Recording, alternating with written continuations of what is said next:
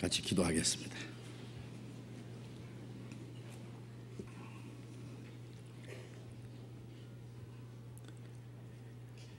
거룩하시고 자비로우신 우리 아버지 하나님, 우리의 영혼을 사랑하시고 영원한 저주와 멸망 가운데서 구원해 주신 그 크고 놀라운 은혜를 인하여 진심으로 감사와 찬송과 영광을 우리 아버지 하나님께 돌립니다.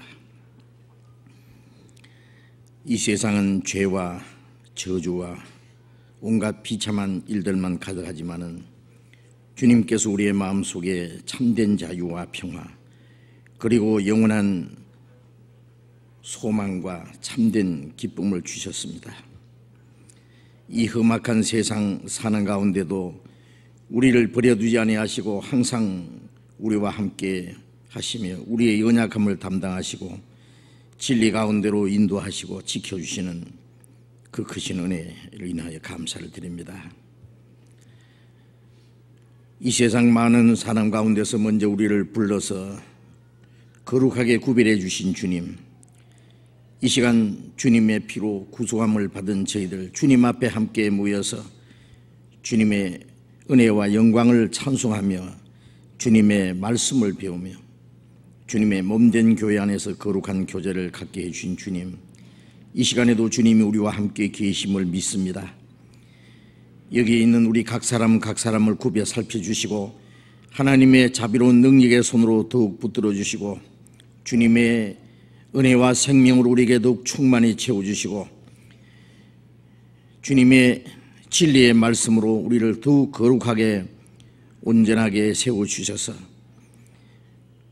이 땅 우리의 남은 삶이 하나님의 자녀로 부끄러움이 없이 살 수 있도록, 그리고 주님이 우리에게 하라고 맡기신 하나님의 거룩한 역사를 위해서 순종하며 살아갈 수 있도록 인도해 주시옵소서. 이 시간 이곳에 함께 참여하지 못한 우리 형제 자매들 어느 곳에 있든지 일일이 보살펴 주시고 영육간에 합당하신 은혜를 허락해 주시옵소서. 멀리 외국 땅에 있는 우리 형제 자매들 어느 곳에 있든지 일일이 지켜주시고 하나님의 자녀로 부끄러움이 없이 행하며 주님을 담대히 증거해서 이뤄진 영혼들을 주님 앞으로 인도하는 그 거룩한 역사를 능히 이루게 해 주시옵소서. 때를 따라 우리에게 필요한 말씀을 주시고 우리의 마땅히 행할 일을 가르쳐 주시는 주님, 이 시간에도 우리에게 나타내시고자 원하시는 주님의 말씀, 주님의 거룩하신 뜻, 우리가 행할 일들을 더욱 가르쳐 주시고 그 말씀을 깨닫도록 도와주시옵소서. 주 예수님 이름으로 기도드렸습니다. 아멘. 우리 시편 교독하겠습니다. 시편 65편 교독하겠습니다.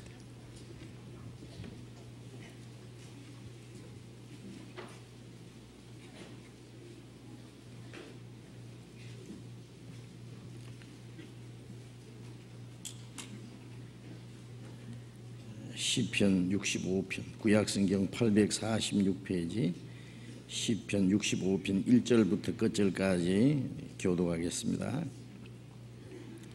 시편 65편.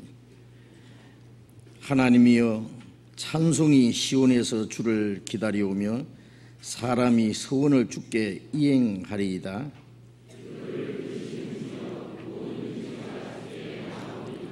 죄악이 나를 이겨싸우니 우리의 죄가를 주께서 사하시리이다.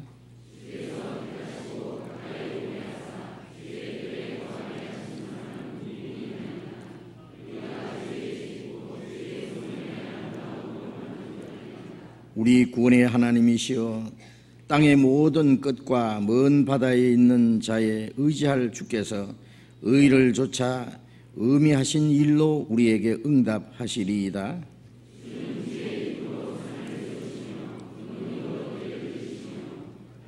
바다의 흉룡과 물결의 요동과 만민의 헌화까지 진정하시나이다.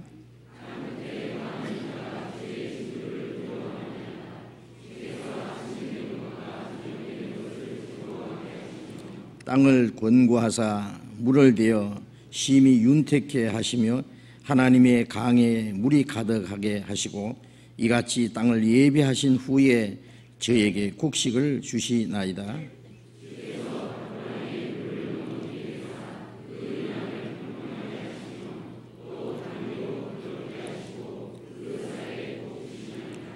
주의 은택으로 연사에 관 씌우시니 주의 길에는 기름이 떨어지며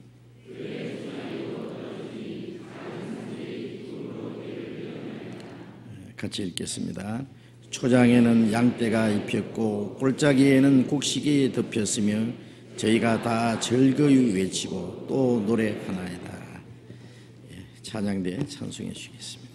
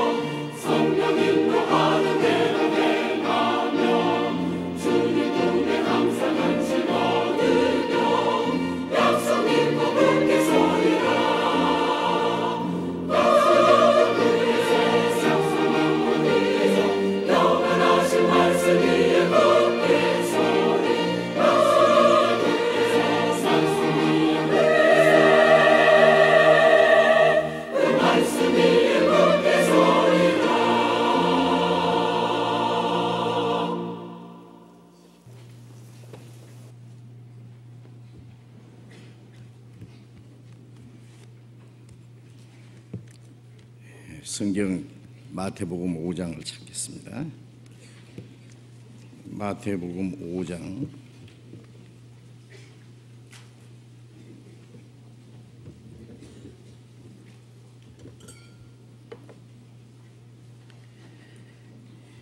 마태복음 5장 21절부터 있습니다.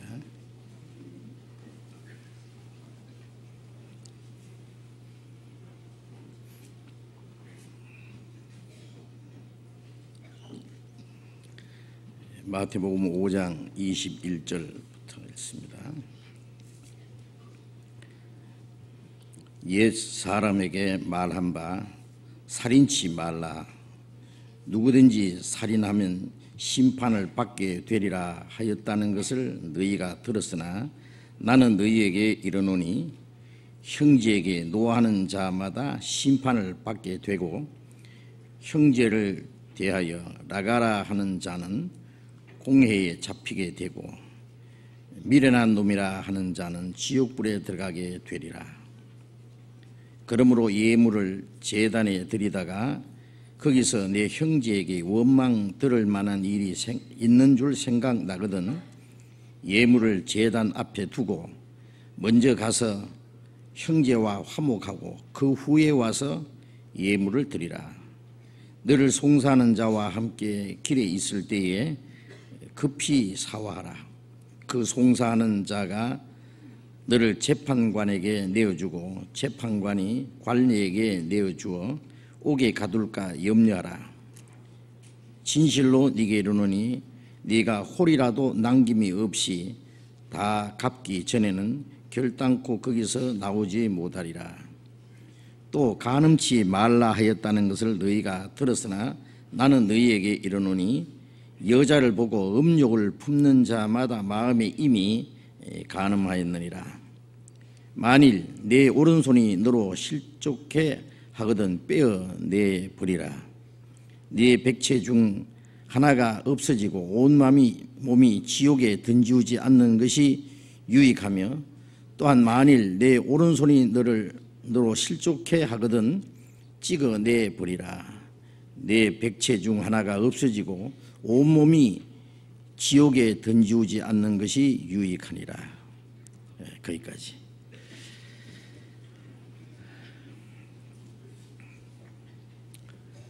그토록 무덥던 여름도 이제 꼬리를 감추어 가는 것 같습니다. 제법 선선하죠. 이제 비도 많이 오고 공해로 찌든 때도 많이 쉽게 나가고 만물도 아주 훨씬 더 아름답게 보입니다.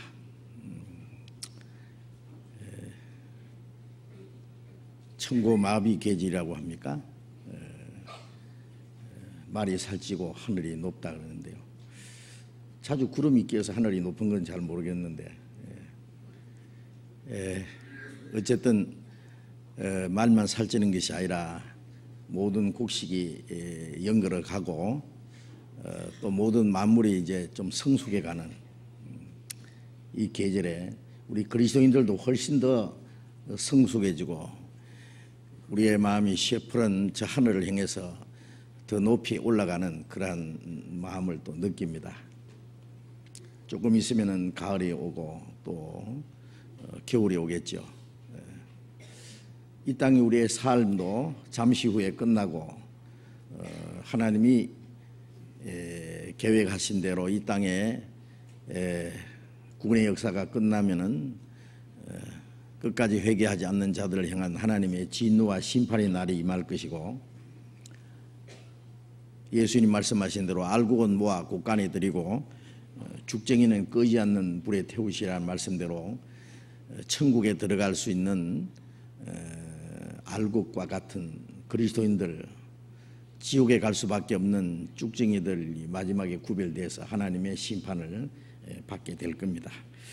우리는 하나님이 계획하신 역사의 마지막 시대에 살고 있는 것이 틀림없습니다. 베드로전서 4장 7절에 말씀하신 대로 만물의 마지막이 가까웠으니 그러므로 너희는 정신을 차리고 근신하여 기도하라는 말씀처럼 마지막에 가까움을 볼수록 우리는 더 깨어서 경건하고 거룩함으로 주님 오실 날을 기다리면서 사모해야 되겠습니다. 금년 한 해도 하나님이 우리와 함께 계셔서 복음을 힘있게 전파하고 많은 영혼이 구원받는 역사가 일어났고 먼저 구원받은 우리 그리스도인들의 신앙도 훨씬 성숙해지고 하나님을 향해서 점점 온전한 가운데 나아가고 있다고 믿습니다. 이래 우리의 남은 삶이 하나님 앞에 부끄러울 것이 없도록 언제 주님 오셔도 그 영광 앞에서 책망받을 것이 없이 칭찬과 영광을 받게 합당한 그런 사람으로 서고자 하는 것이 우리 그리스도인들의 간절한 소원입니다. 이 땅의 육신적인 것, 눈에 보이는 물질적인 건 다 우리가 혹 잃어버리고 양보를 하고 포기를 할지라도 하나님을 향한 우리의 믿음과 사랑, 순종하는 마음, 그 마음은 조금도 흔들림이 없이 변함이 없이 살아나가기 원하는 것이 우리의 간절한 바람입니다.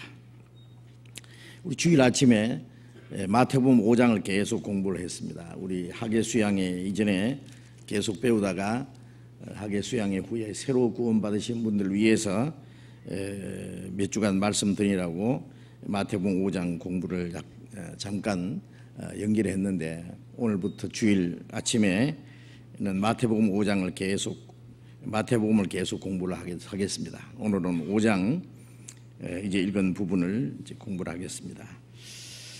마태복음 전체 내용이 아주 중요하고, 그 중에도 마태복음 5장, 6장, 7장 산상보훈이라고 그렇게 말하는데, 예수님이 산 위에서 하신 아주 긴 주님의 설교입니다. 그 말씀 안에 구원에 대해서, 또 구원받은 그리스도인의 삶이 무엇인지에 대해서 아주 자세히 말씀해 주셨기 때문에 우리는 이 말씀을 아주 자세히 배우고 그 말씀을 마음에 그리고 생활에 연결시키는 것이 아주 중요하다고 생각합니다. 이제 마태복음 5장 17절 이하에는 주님이 내가 율법이나 선지자나 폐하러 온 것이 아니라 완전케 하려 함이라고 하셨어요. 왜 이런 말씀하셨느냐면은 유대인들은 예수님을 율법을 범하는 자라고, 안식일을 폐하는 자라고 그렇게 비방하고 예수님을 미워하고 예수님을 배척하고 결국 그를 죽였습니다. 그러나 예수님은 유대 종교가들이 생각하는 것처럼 율법이나 선지자나 폐하러 온 것이 아니라 완전케 하려 함이라, 구약성경 전체를 율법과 선지자라고 그렇게 표현합니다. 율법과 선지자는 모두 예수 그리스도를 가르친 것이고, 예수님이 오심으로 율법에서 명한 것, 선지자가 예언한 모든 것이 이제 예수님으로 말미암아 이루어질 것을 말씀하신 겁니다. 천지가 없어지기 전에는 율법의 1.1획도 없어지지 아니하고 반드시 이루리라고 말씀하셨기 때문에 율법은 폐하거나 없어지는 것이 아니라 이루어지는 것이라고 말씀하셨어요. 물론 예수님이 십자가에 죽으시고 부활하심으로 하나님이 약속하신 구원의 역사가 이루어지는 동시에 하나님이 사람에게 지키라고 명하신 율법, 그것도 결국 완전히 이루어져야만 되는 겁니다. 율법의 대표적인 것이 십계명이고, 십계명은 하나님이 사람에게 주신 도덕적인 그 명령입니다. 그래서 4가지는 하나님께 대한 거, 6가지는 사람에 대한 계명으로 그렇게 되어 있습니다. 그리고 지난번에 마태복음 5장 20절에 제가 한번 읽겠습니다. 내가 너희에게 이르노니 너희 의가 서기관과 바리새인보다 더 낫지 못하면 결단코 천국에 들어가지 못하리라. 너희 의가 서기관과 바리새인보다 더 낫지 못하면, 그런 말씀하셨는데, 서기관이라는 것은 그 당시에 이스라엘 백성들을 가르치는 성경을 가르치는 선생들입니다. 물론 높은 위치에 있는 그 지도자들입니다. 바리새인이라고 하는 것은 그 당시 하나님을 가장 잘 섬긴다고 하는 정통파, 경건파. 이 사람들은 이스라엘 백성들에게 존경을 받고 아주 지지를 받는 그런 그 유대 종교의 지도자들, 아니면 모범적인 그런 사람들이라고 할 수 있습니다. 그런데 예수님 말씀은 서기관과 바리새인의 의, 그 의는 그 당시에 유대인들 중에서는 최고의 의라고 할 수 있는데, 그거 가지고는 천국에 못 간다고 하신 거예요. 천국에 가려면 그보다 더 나아야 된다. 여기서 더 낫다고 하는 것은 뭐 조금 나은 걸 말하는 게 아닙니다. 천국은 지옥보다 낫다 그러면 조금 낫다는 의미가 아니죠. 여기에 인간의 의와 하나님의 의를 비교해서 하신 말씀입니다. 인간이 아무리 율법을 지키고 하나님께 열심하고 착한 일을 하고 의를 행할지라도 이사야 14장 6절의 말씀대로 우리의 의는 다 더러운 옷과 같다. 더러운 사람이 만물보다 거짓되고 심히 부패한 것은 사람 마음이라 했잖아요.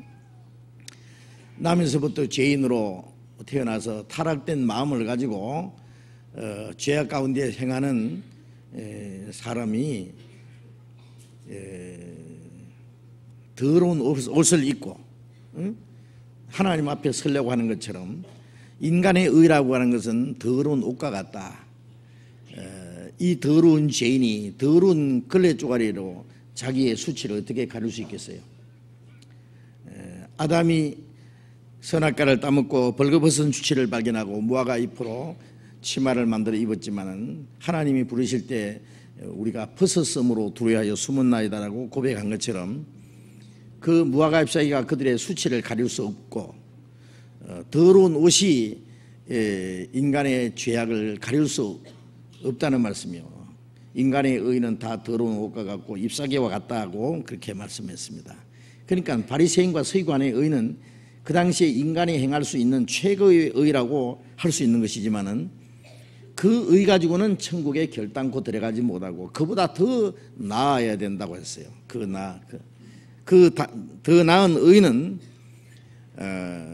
그건 인간이 행할 수 없는 의를 말하는 거예요. 그래서 로마서 10장 2절 3절에 보면 저희가 하나님께 열심히 있으나 지식을 쫓은 것이 아니라 하나님의 의를 모르고 자기 의를 세우려고 힘써 하나님의 의를 복종치 않았느니라. 하나님께 열심히 있지만은 유대인들은 하나님의 의를 몰랐다. 하나님께 대한 열심, 율법을 지키는 그 선행, 그 모든 것은 자기 의를 세우려는 건데 사람이 자기 의로 하나님 앞에 갈 수 없다고 했잖아요. 로마서 3장 19절에 그 율법은 율법 아래 있는 자들에게 주신 것인데 이는 모든 입을 막고 온 세상으로 하나님의 심판을 있게 하느니라. 율법은 사람이 지킬 수 있는 것이 아니라 이미 다 범했다는 사실을 깨닫게 하고 하나님의 심판 아래 있다는 것을 알게 해주는 거예요. 그래서 로마서 3장 20절에 율법의 행위로 하나님 앞에 의롭다함을 얻을 육체는 없나니 율법으로는 죄를 깨달음이라. 또 갈라디아 5장 4절에 율법의 의로 의롭다함을 얻으려 하는 너희는 그리스도에서 끊어지고 은혜에서 떨어진 자로다. 율법의 행위로 의롭다함을 받을 수 있는 사람은 하나도 없는데 율법을 지켜서 의롭게 되려고 하는 사람은 결국 그리스도에서 끊어지고 멸망할 거다라고 그렇게 선언하셨습니다. 그런데 사람이 자기 의를 세우려고 인간의 의로 하나님 앞에 가려고 끝까지 노력하다 보니까 하나님이 주시는 하나님의 의를 힘써 복종치 않았다. 사람 자기 의로 하나님 앞에 가는 것이 아니라 하나님의 의로 하나님 앞에 가는 거예요. 그 하나님의 의라고 하는 것은 자기 의는 인간이 하나님을 위해서 무엇을 하려고 노력하는 것이고 하나님의 의는 하나님이 사람을 위해서 해주신 거예요. 그것은 하나님이 사람에게 해주신 것이 뭐겠어요? 하나님이 자기 독생자를 세상에 보내서 인간이 받아야 될 저주와 심판을 그 몸에 담당하시고 그가 십자가에 죽으시고 흘리신 피로 우리가 받아야 될 저주와 심판을 대신 담당하시고 그 피로 우리 죄를 영원히 사해 주신 그게 하나님의 의입니다. 하나님이 우리를 위해서 해주신 것, 하나님의 은혜, 그 하나님의 의, 그 하나님의 의로 우리가 하나님 나라에 가는 거예요. 우리가 세상에 죄인으로 태어난 것은 아담이 범죄함으로 우리가 죄인 됐다고 성경에 말씀했어요. 이제는 예수 그리스도의 의로서 우리가 의롭다함 받은 거예요. 그래서 돈 없이 팔렸으니 또 돈 없이 속량하리라, 값 없이 속량 안 된다는 말씀처럼 죄를 짓지 않고도 우리가 나면서부터 아담 안에서 죄인 된 것처럼 의로운 일 하지 않고 예수님 안에서 의롭다 안 받았다. 이것이 바로 하나님의 구원의 역사고, 이것이 아무 공로 없이 예수 그리스도 안에서 우리 죄를 용서해 주시고 우리 영혼을 구원하시고 우리를 의롭다고 하신, 그것이 하나님의 의입니다. 그래서 로마서 3장 24절에 그리스도 예수 안에 있는 구속으로 말미암아 하나님의 은혜로 값없이 의롭다 하심을 얻은 자 되었다. 값없이 의롭다 함을 받았다. 그게 하나님의 의입니다. 하나님의 의. 그래서 누가복음 18장에 보면은 바리새인은 성전에 올라가서 하나님, 나는 일주일에 2번씩 금식하고 소득의 11조를 바치고 다른 사람들처럼 토생이나 간음이나 돌진이나 그렇게 하지 않고 또 저기 있는 세리와도 같지 않음을 감사나이다, 그렇게 기도했어요. 그 사람 말이 사실이에요. 그 사람은 일주일에 2번씩 금식하고 소득의 11조를 바치고 구제하고 길게 기도하고 율법대로 살려고 무척 노력하는 사람이에요. 그 사람은 자기의 의를 의지하고 하나님 앞에 설 줄로 알았습니다. 그러나 세리는 가슴을 치면서 나는 죄인입니다. 자기가 지은 죄가 얼마나 많은지 다 말도 못하는 거예요. 나는 지옥에 들어갈 죄 덩어리입니다. 그러나 나를 불쌍히 여기십시오. 오로지 하나님이 불쌍히 여기는 그 자비와 용서를 구하고 나갔을 때 그 세리가 의롭다 함을 받고 집에 내려갔다 그랬어요. 바리새인은 자기 의를 의지하고 하나님 앞에 나아가서 그는 하나님 앞에 의롭다 함 받지 못했고, 세리는 자기는 더러운 죄인이고 저주받을 죄인이지만은 하나님의 용서와 자비를 의지하고 나아갔기 때문에 그가 의롭다 하심을 받았다. 마치 아담이 벌거벗은 수치를 하나님 앞에 자백했을 때 창세기 3장 21절에 보면 하나님이 아담과 그 아내를 위하여 가죽옷을 입히셨다는 말씀대로 짐승을 죽이고 피를 흘려서 가죽으로 그 벌거벗은 수치를 가려준 것처럼 훗날 예수님이 십자가 죽어서 피를 흘려서 우리 죄를 가리워 주신 그 사실을 말씀하는 거거든요. 그래서 그 죄를 가리움을 받는 자, 그 죄를 인정치 아니할 사람은 복이 있도다. 로마서 4장 5절 6절에 있는 말씀대로 그 의로운 일을 하지 않고도 의롭다 함 받은 사람, 죄를 가리움을 받는 사람 복이 있습니다. 우리도 세리와 같이 더러운 죄인들이 있지만은 아무런 의가 없었지만은 무조건적인 하나님의 용서와 하나님의 은혜로 우리가 죄 용서함을 받고 아무 공로 없이 의롭다함을 받은 겁니다. 그것이 구원입니다. 그리고 그래서 우리가 예수를 믿는다고 하는 것은 내가 하나님을 향해서 무엇을 하느냐가 아니라 하나님이 나를 위해서 무엇을 하셨느냐, 이 성경에 기록이 되어 있거든요. 나를 사랑하심 성경에 써 있네. 또 아까 찬양대에서 찬송한 대로 주의 약속하신 말씀 위에 굳게서, 그 말씀은 은혜의 말씀입니다. 예수 나를 죄악에서 구원하셨단 하나님 말씀에 굳게서 나는 믿습니다. 예수 나를 죄악에서, 내 죄를 사해 주신 것, 죄악에서 구원해 주신 그 은혜와 하나님의 약속을 믿고 우리가 하나님 앞에 나아가는 거예요. 죄인이 구원받고 천국에 가는 것은 털끝만큼도 자기 공로가 아니라 순전히 예수 그리스도의 공로로, 그리스도께서 죽으시고 흘리신 그 보혈의 공로로 우리는 하나님 나라에 들어갈 수가 있는 겁니다. 그것이 주님이 말씀하신 서기관과 바리새인보다 더 나은 의인 동시에, 그러면 우리는 끝까지 율법을 지키지 못하고 끝나느냐? 그게 아니다 그 말이에요. 이제 율법이 완성하신다는 말씀은 예수님은 우리가 행하지 못하는 율법을 지켜주셨습니다. 아담은 인류를 대표해서 하나님의 율법을 범했고 예수님은 온 인류를 대표해서 율법을 지켜주셨습니다. 로마서 5장 19절에 한 사람이 순종치 아니함으로 많은 사람이 죄인 된 것 같이 한 사람 그리스도께서 순종하심으로 많은 사람이 의인이 되리라.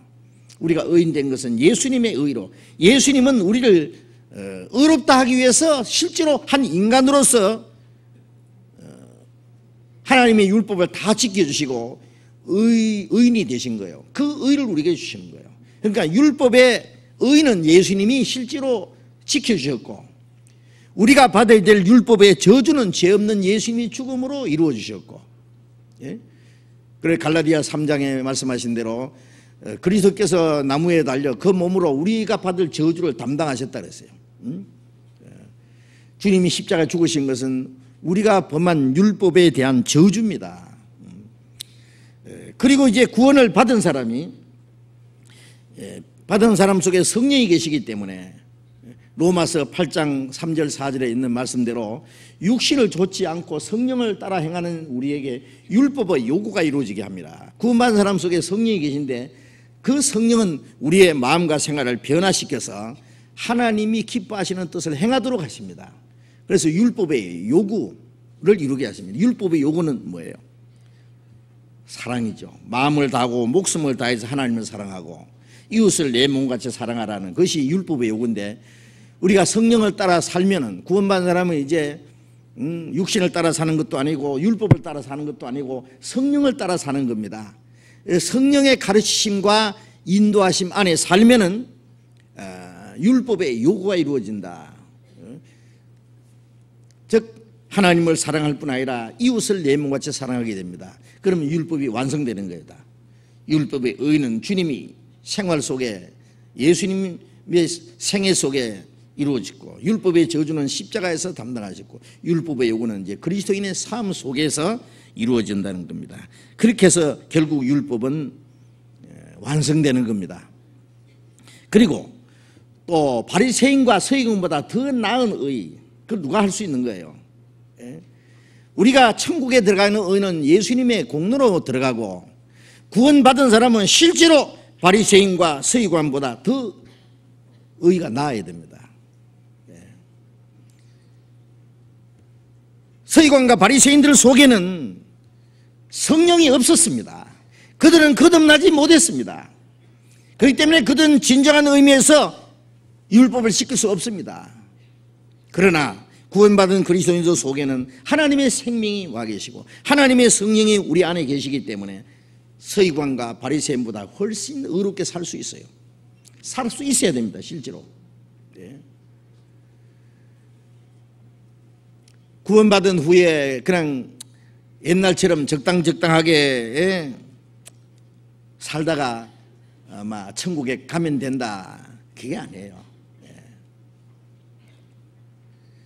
구원받은 이후에 우리 그리스도인의 삶이라는 것은 예전에 행하지 못한 하나님의 의를, 예전에 행하지 못하던 하나님의 뜻을, 그전에는 마귀에게 사로잡혀서 사탄을 섬기고 마귀가 끄는 대로 육체의 소욕을 따라 살았지만은 이제는 하나님의 자녀로서 성령과 능력에 붙잡혀서 하나님의 자녀로 합당하게 살다가 하나님의 나라에 들어가기에 부끄럽지 않게 살게 하기 위한 그 기간이 우리의 육체에 남은 때입니다.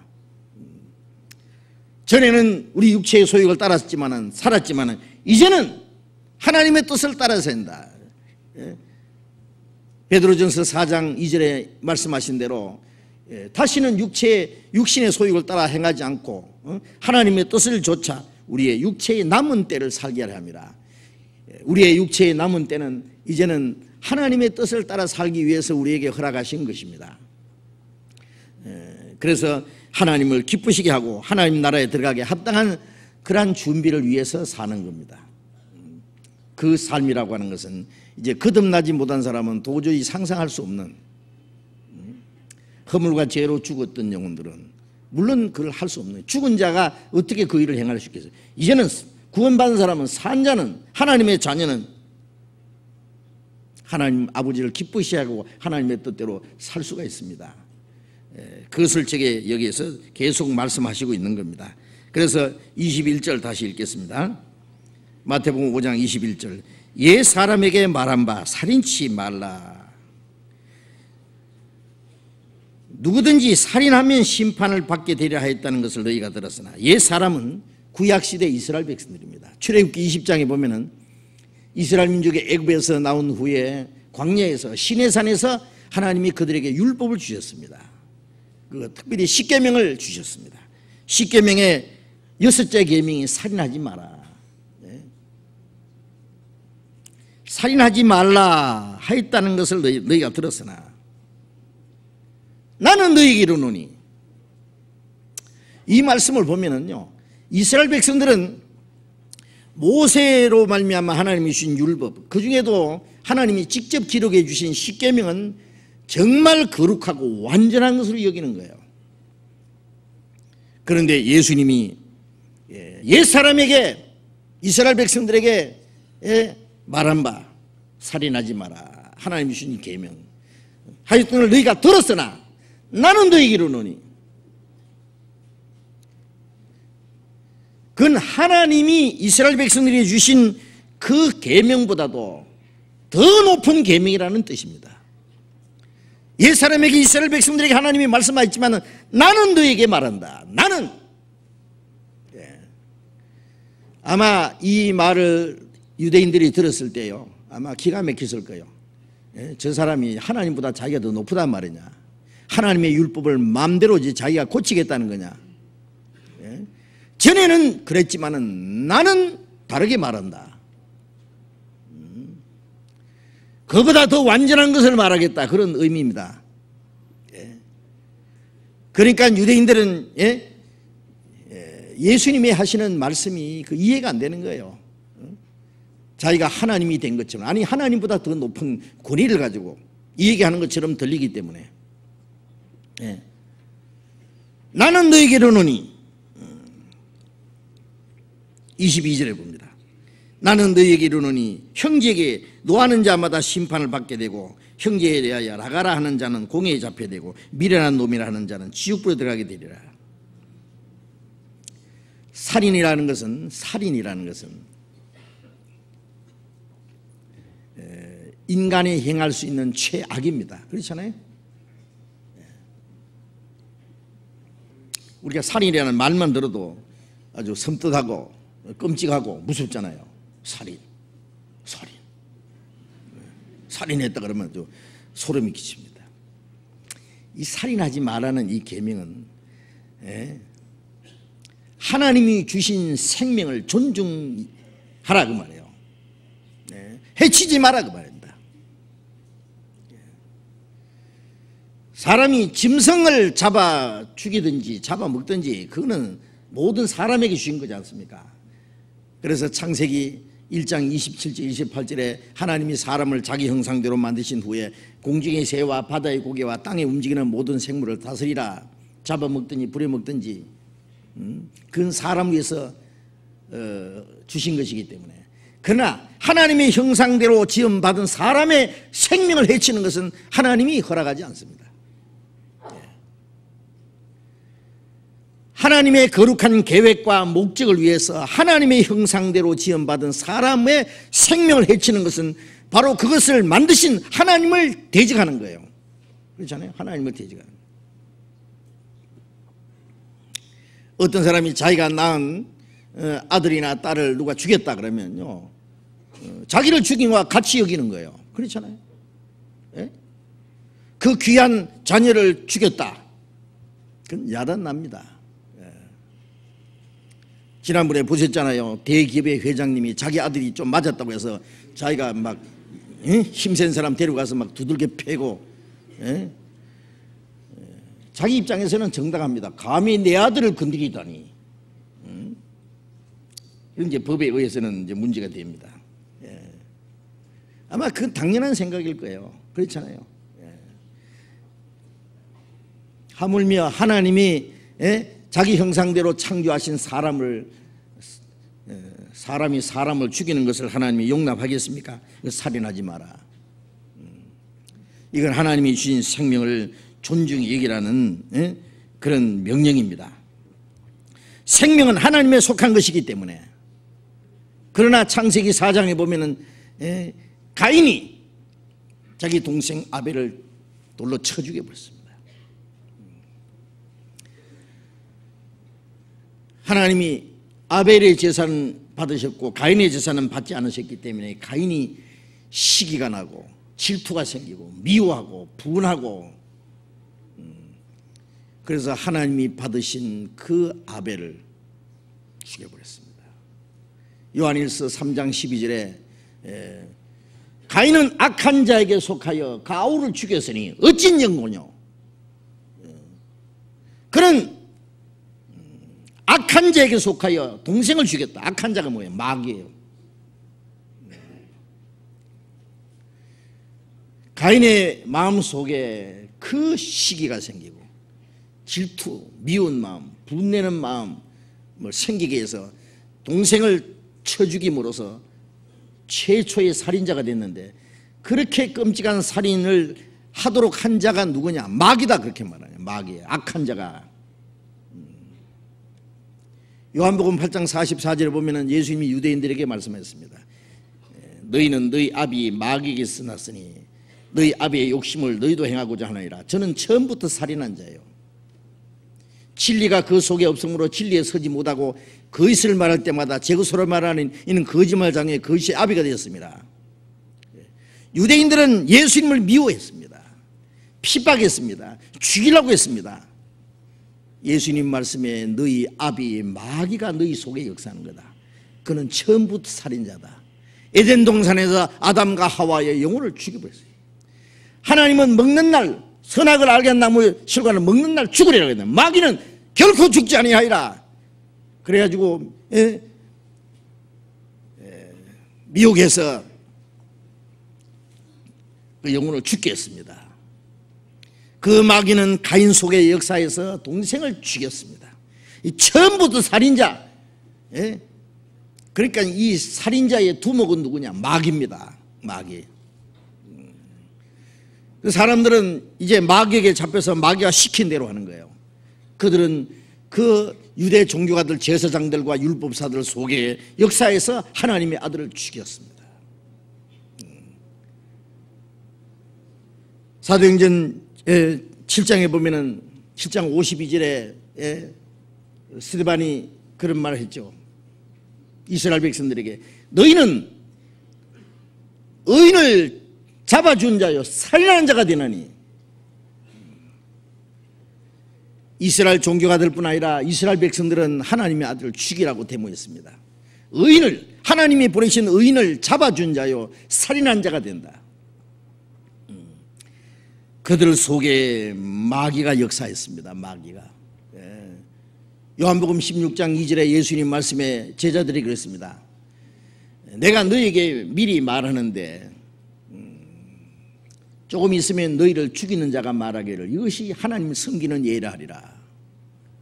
하나님의 아들을 죽이고 예수님이 십자가 죽으시고 부활하심으로 이루신 그 구원의 은혜를 전하는 사도들을 죽이면서 말하기를 이것이 하나님을 섬기는 예라. 얼마나 놀라운 착각 아닙니까? 하나님의 아들을 죽이고 하나님이 보내신 사도들을 죽이고 그리고는 그것이 하나님을 섬기는 일이라고 했으니 누가 하나님의 택한 백성, 그 중에도 하나님께 제사하는 제사장들과 율법사들, 바리새인들, 서기관들, 그들이 하나님을 대적하고 살인하는 일을 하면서 이것이 하나님을 섬기는 일이라. 그 일은 지금도 있습니다. 지금도 하나님의 교회를 대적하고 복음을 전하는 사람들을 미워하고 핍박하고 비방하고, 그게 뭐예요? 살인행위입니다. 살인행위. 과거에 천주교에서 얼마나 많은 그리스도인들을 죽였는지 모릅니다. 천주교 교리를 반대하면 이거 이단자라고, 이단 신문서에서 누가 고소했는지도 모르게 재판에서 변호할 기회도 안 주고, 그래서 산채로 화형을 시키고 죽여버렸습니다. 그리고 그 재산은 국가와 교회가 나눠 가졌습니다. 그런 일을 했습니다. 오랫동안 천주교가 그렇게 말했습니다. 그렇게 했습니다. 이것은 역사가 자세히 말하고 있기 때문에 이거는 사실입니다. 하나님의 이름으로 그런 살인 행위를 했다고 말해요. 많은 그리스도인들을 죽였습니다. 불과 수십 년 전에 스페인의 프랑코라는 독재자는 신부들에게 권총을 줘서 그리스도인들을 수없이 죽였습니다. 아세요? 그리고 그 프랑코가 죽은 무덤 위에 성당을 지어놓고 세계에서 제일 높은 십자가를 달아놨습니다. 아세요? 바위가 150m, 십자가 높이가 120m. 스페인에 가면 여기 있습니다. 십자가. 하나님 이름으로 그리스도인들을 죽이는 살인 행위가 공공연하게 벌어졌고, 지금도 아마 거짓된 종교가들에게 그런 정치적인 권력을 준다면 많은 그리스도인들 죽일 거예요. 지금 죽이지는 않을지라도 독한 말로 비방하고 인격을 모독하는 것이, 그것이 죽이는 것이지 뭡니까? 죽이는 것. 지금도 그런 살인 행위를 하고 있는 겁니다. 그 살인이라는 것은 얼마나 무서운지, 그거는 바로 하나님을 대적하는 겁니다. 하나님의 형상대로 지음받은 사람을 죽이는 것도 죄고, 하나님의 아들 죽인 것은 더 큰 죄고, 그 죄의 대가로 이스라엘 민족이 약 2000년이라는 긴 기간 동안에 얼마나 비참한 형벌을 받았다는 걸 우리가 알잖아요. 지금은 하나님의 자녀들을 핍박하고, 하나님의 교회를 핍박하고, 복음의 역사를 대적하고, 하나님의 일꾼들을 대적합니다. 그것도 철저히 살인 행위가 틀림없습니다. 이제 여기서 우리에게 주시는 주님의 교훈입니다. 옛사람에게 말한 바 살인치 말라. 자, 이 말씀은 특별히 우리 그리스도인들에게 이제 주시는 또 하나의 놀라운 교훈입니다. 율법의 의미를 설명하신 것이고, 율법의 표준을 주님이 다시 정하신 것이라고 할 수 있습니다. 이것은 하나님이 주신 율법을 주님이 폐하는 것이 아니라 그 율법을 더 완전한 뜻을 가르쳐 주는 거예요. 살인하면 심판을 받게 되리라 했다는 걸 너희가 들었으나, 서기관과 바리새인들은 사람 죽이면 살인이라고 그렇게 말한 거예요. 그렇게 가르쳤고 이스라엘 사람들도 그렇게 알고 있었습니다. 그러나 예수님은 나는 너희에게 이르노니 형제에게 노하는 자는 심판을 받게 되고, 사람 죽이지 않았어도 노하기만 해도 심판을 받는다. 네? 노한다는 건 뭘 말합니까? 사람이 그냥 무조건 대짜고짜로 죽입니까? 죽이기 전에 노하는 거예요.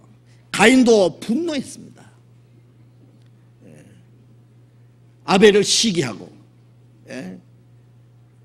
미워하고 분노했습니다. 가인이 노해서 안색이 변했다 그랬잖아요. 그 분노가 결국 동생을 죽이기까지 이르렀습니다. 하나님은 우리가 행동으로 나타나기 전에 우리의 마음의 그 원인을, 죄성을, 죄를 지을 수 있는 동기를 먼저 보신다고 말해요. 노하는 건 살인할 수 있는 동기입니다. 사람을 당장 죽이지 않았어도 그 사람에 대해서 분노를 일으키고, 마음속에 미워하고 죽이고 싶은 그 마음, 그건 살인 행위와 같습니다. 그 사람은 그걸 필요하면 죽이불라 그러잖아요. 죽이불라. 아주 너무 쉽게 얘기합니다. 그게 나중에 죽이불라 하면 진짜 죽이불인 거예요. 노하는 자는 심판을 받게 되고, 라가라는 건 유대인의 욕설입니다. 아주 바보 같은 놈, 천치 병신 같은 놈이다. 그런 남을 아주 사람들 앞에서 깔아 뭉개는 그런 욕설입니다. 그리고 미련한 놈이다. 돼지 같은 놈, 미련한 놈, 뭐 그런 말 하잖아요. 남의 인격을 모독하는 그런 자들은 지옥불에 들어가게 되리라. 사람은 나타나는 행동을 보고 그걸 죄라고 그럽니다. 그렇잖아요. 그러나 하나님은 먼저 우리의 마음을 뚫어보시잖아요. 에레미야 17장 9절에 만물보다 거짓되고 심히 부패한 것은 마음이라. 누가 능히 이를 알리오마는 나 여호와는 심장을 살피며 폐부를 시험하고 그 행위와 행실대로 보응하나니. 만물보다 거짓되고 심히 부패한 마음을 가지고 마음으로 생각으로 말로 행동으로 많은 죄를 짓는데,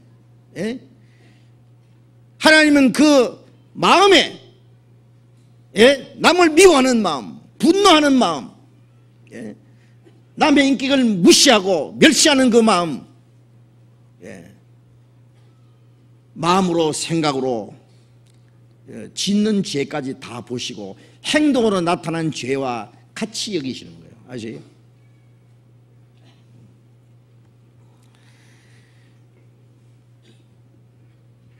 우리는 살인이라는 것이 얼마나 무서운 죄라는 거 압니다.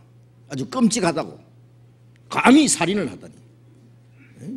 사람이 사람을 죽이는 일을 어떻게 할 수 있냐. 아주 그런 무서운 죄로 여기는데, 그런데 우리가 노하는 것은 그냥 아무 생각 없이 막 분노하고 금방이라도 죽일 듯이 눈을 부릅뜨고 말입니다. 주먹을 휘두르고 욕설을 하고 남의 인격을 모독하는 말을 서슴지 않고, 그것도 살인과 같다는 것을 생각하지 않는 거예요. 주님은 그것도 살인이라고 말씀하십니다. 여러분, 사람을 분노하지 않았습니까?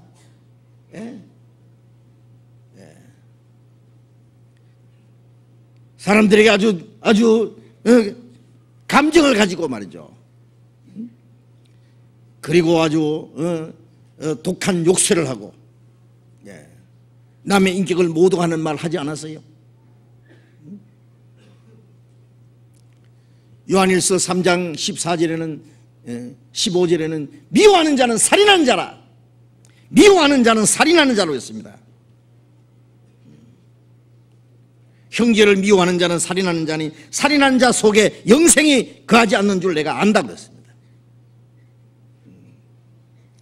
여러분, 노하고 분을 내고 욕설을 하고 남의 인격을 모독하고 미워하고 그런 일 없습니까? 그것이 바로 살인과 같다는 걸 생각해 보셨어요?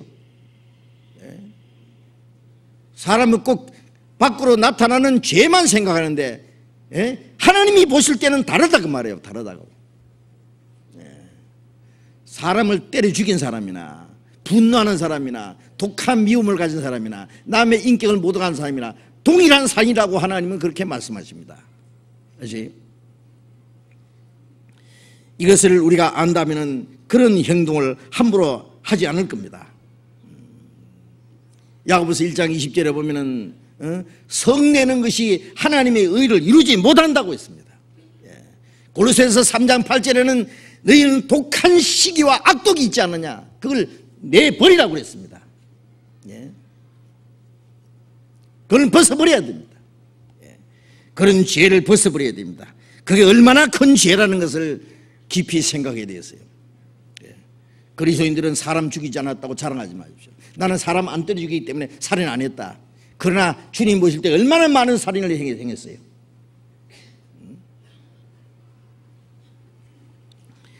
우리는 주님이 말씀하신 대로 바리새인과 서기관보다 훨씬 더 나은 의를, 더 나은 의로 우리를 구원해 주셨으니까 실제로 그렇게 해야 됩니다. 더 나은 의를 행해야 됩니다. 주님은 사람을 미워하신 일이 없습니다. 주님은 사람이 돼서 악한 뜻으로 노하지 않았습니다. 주님은 사람들을 대적하기 위해서 인격을 모독하는 일을 하지 않았습니다. 예수님은 바리새인과 서기관보다 더 나은 의를 실제로 행하신 분입니다. 그 주님의 생명과 주님의 성령을 우리에게 주시지 않았느냐 그 말이에요. 그러나 아직 변화되지 않는 육신 때문에 우리는 그런 죄를 쉽게 범할 수도 있어요. 그러나 인간인지라 그렇게 하지 않을 수 있나요? 그런 핑계하지 마십시오. 우리는 거듭난 하나님의 자녀들입니다. 영원한 하나님의 나라에 거룩한 곳에 들어갈 사람입니다. 하나님의 거룩하신 처인 너희도 거룩하라고 명하셨습니다. 구원받았으니까 적당하게 죄를 지어도 괜찮다고 말씀하지 않습니다. 너희를 부르신 것은 부정함에 이르게 함이 아니라 거룩함에 참여케 함이라. 구원받은 후에 아무렇게나 사도 괜찮다고 하는 것이 아니라 이제 하나님의 거룩함에 참여케 하기 위해서, 그리스도의 성품이 이루어지기 위해서 우리의 말하는 것이나 우리의 생각하는 것이나 행동하는 것이 이 하나님의 자녀로 합당하게 살아야 된다 그 말이에요. 남을 감정을 건드리는 말, 남의 마음을 상하게 하는 일, 그 말이나 행동을 우리는 하지 말아야 된다 그 말이에요.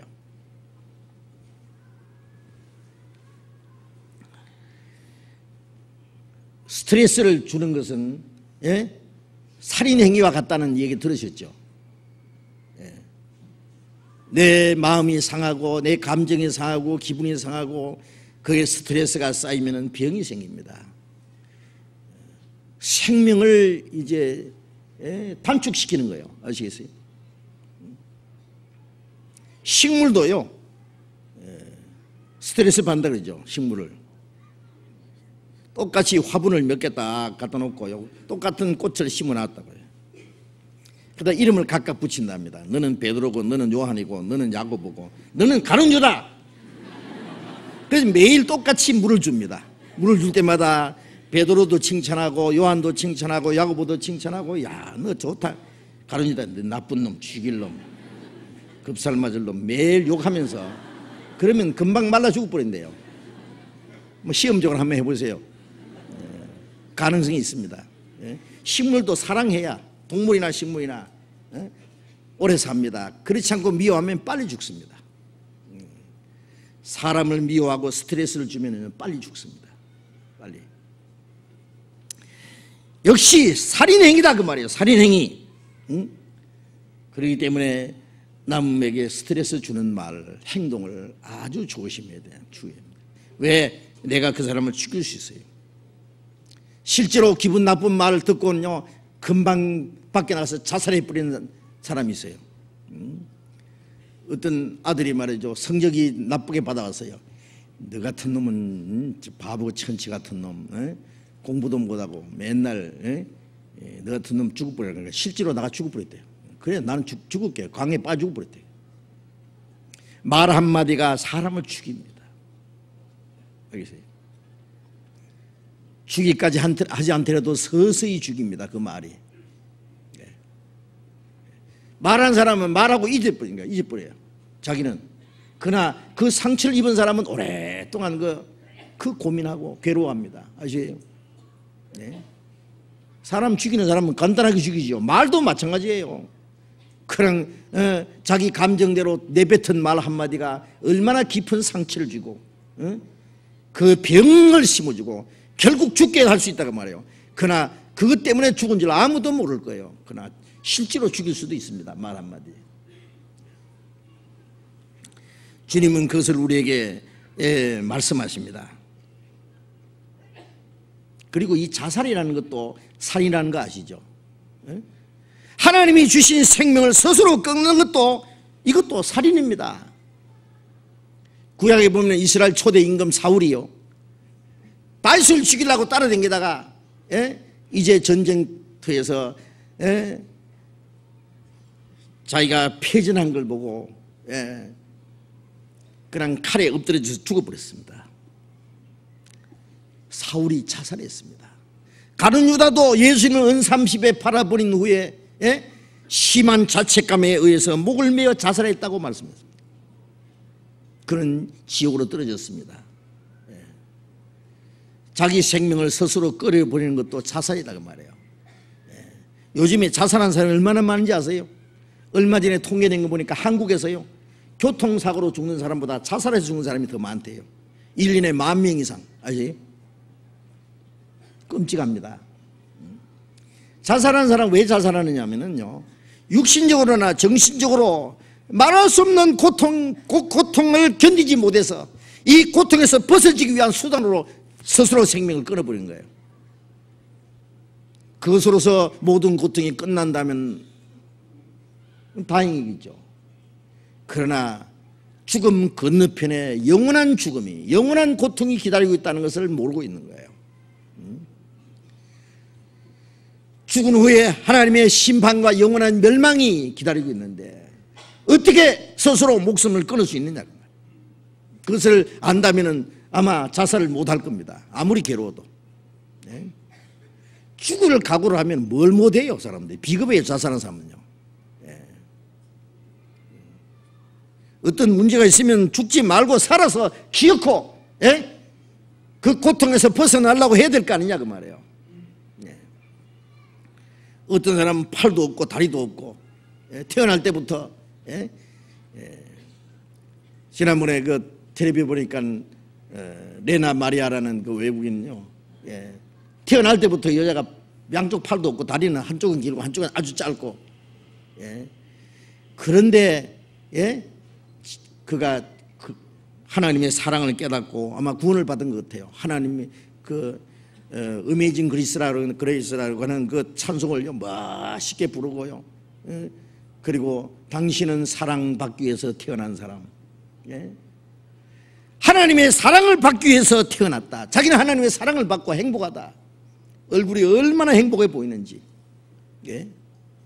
어떤 사람은 자기의 어떤 몸의 결함 때문에 그걸 비관해서 자살한 사람들, 뭐 성적 떨어졌다고 자살한 사람들, 가난을 비관해서 자살한 사람, 어떤 사람에게 뭐 버림받았다고 자살한 사람. 이 자살한 사람은요 사실은 비겁한 겁니다. 그게 그 모든 슬픔과 고통과 불행을 딛고 일어서서 용기를 가지면 얼마든지 잘 살 수 있는데, 그리고 그 고통에서 하나님께 부르짖으면 하나님의 도움을 받을 수 있는데 왜 자살하느냐고요. 그런데 하물며 구원받은 그리스도인이 자살할 수 있겠어요? 구원받은 그리스도인도 자살할 수가 있다. 자살할 수가 있습니까? 그리스도인들은 결코 자살해서는 안 됩니다. 그건 하나님 허락하지 않습니다. 하나님이 데려가시기 전에 왜 자기가 자기 생명을 끊어줘요? 자기 무슨 권리가 있어요? 자기 생명이 자기 겁니까? 그 다음에 마태복음 5장 다시 있습니다.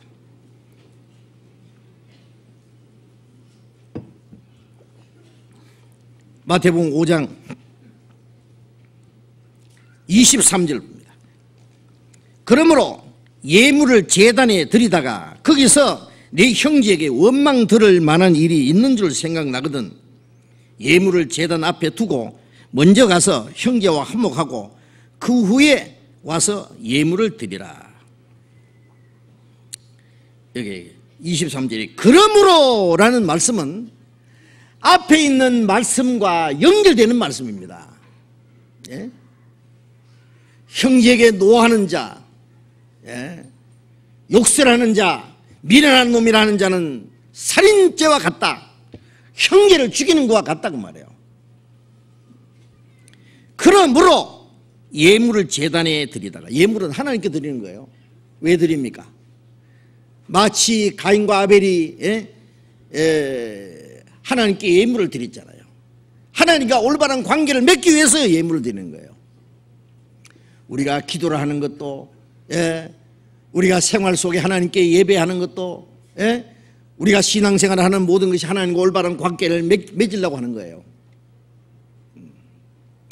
구원받았을 때는 죄로 말미암아 원수됐던 자가 하나님과 화목하는 겁니다. 그러나 죄를 지으면 하나님과의 교통이 끊어지는 거예요. 화목이 끊어지는 거예요. 로마서 5장 1절에 보면 우리가 믿음으로 말미암아 의롭다함 받았은즉 우리 주 예수 그리스도로 말미암아 하나님을 더불어 화평을 누리자. 믿음으로 말미암아 의롭다함 받았으면 예수 그리스도로 말미암아 하나님과 화평을 누려야 돼요. 그래서 생활 속에 하나님과의 교제가 계속돼야 된단 말이에요. 그러나 죄를 지으면은 구원은 없어지지 않지만은 하나님과 화평이 깨진다는 거 알아야 됩니다. 그럼 어떻게 돼요? 회개해야지요. 예?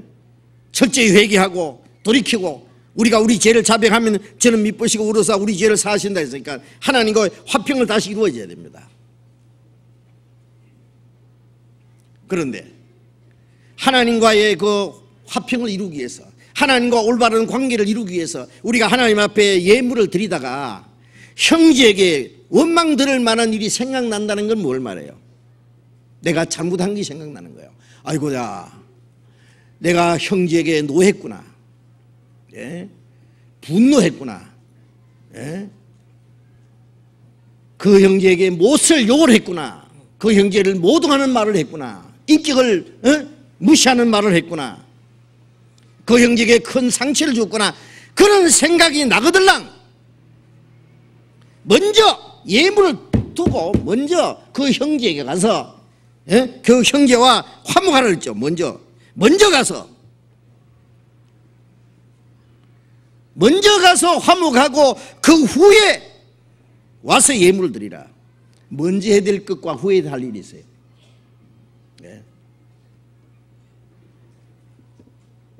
내가 사람 앞에 잘못해서 원망 들을 만한 일이 있고 그 형제의 상처를 입혔다면 그건 하나님 앞에 죄를 지은 겁니다. 내가 항상 알아야 될 것은 내가 사람 앞에가 죄를 짓는 걸 생각하지 마세요. 죄는 사람에게 죄를 지었어도 죄는 하나님 앞에 가 있습니다. 그래서 다윗이 죄를 지은 후에 내가 주께만 범죄했습니다. 주의 목전에 악을 행했습니다 그랬잖아요. 구원받은 후에도 잘못은 사람에게 했지만은 죄는 하나님 앞에 가 있습니다. 하나님이 용서 안 해주면 소용없어요. 그렇기 때문에 하나님 앞에 죄가 있는데 뻔뻔스럽게 그냥 덮어놓고 하나님 앞에 예물을 드리고 하나님 앞에 기도하고 하나님께 봉사하고 섬기는 일을 한다면 하나님이 받으시겠어요? 하나님 뭐라 하세요? 야야 잠깐, 너 먼저 할 일이 있다. 너 잘못한 거 가서 사과해. 너 형제와 화목이 이루어지지 않으면 나와도 안 돼. 그렇게 말씀하지 않겠습니까? 요한일서 4장 20절에 보면은 보이는 형제를 사랑하지 않으면서 어떻게 보이지 않는 하나님을 사랑할 수 있겠느냐? 보이는 형제를 사랑하지 않는 자는 보이지 않는 하나님을 사랑할 수 없느니라. 그러니까 보이지 않는 하나님을 섬기려면은 하나님을 사랑하고 하나님과 올바른 관계를 맺고 섬기려면은 보이는 형제와 올바른 관계를 맺어 사랑해야 됩니다. 형제를 미워하고 형제에 대해서 마음속에 분을 품고 형제와 감정을 가지고 있으면서 하나님께 예배를 하고 하나님께 예물을 드리고 하나님을 섬기고 봉사한다는 일이 맞겠느냐 그 말이에요. 내가 잘못한 게 있으면 가서 사과하고 용서를 빌고 화목을 해야 그 후에 와서 하나님께 예물을 드려야 하나님 받으신다. 사랑과 화목해야 하나님과 화목된다 말이에요. 내가 남에게 잘못한 것도 용서를 가서 빌어야 되고 남이 나에게 잘못한 것도 용서해 줘야 되고 남이 나에게 잘못한 것이 있어도 내가 용서 못하는 것도 죄입니다. 그렇잖아요. 마태복음 6장 넘어가서 봅시다. 6장 14절 15절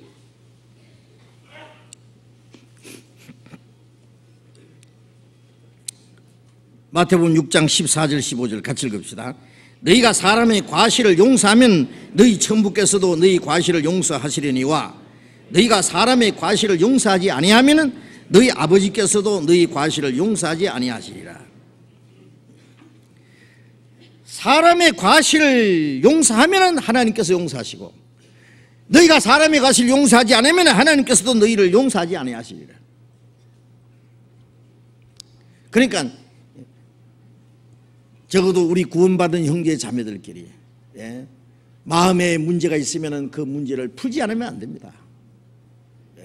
용서를 구해야 되고 용서 못하는 마음이 있으면 용서해야 돼요. 그래서 형제와 자매 사이에 이 맺힌 부분이 있으면 안 된다 그 말이에요.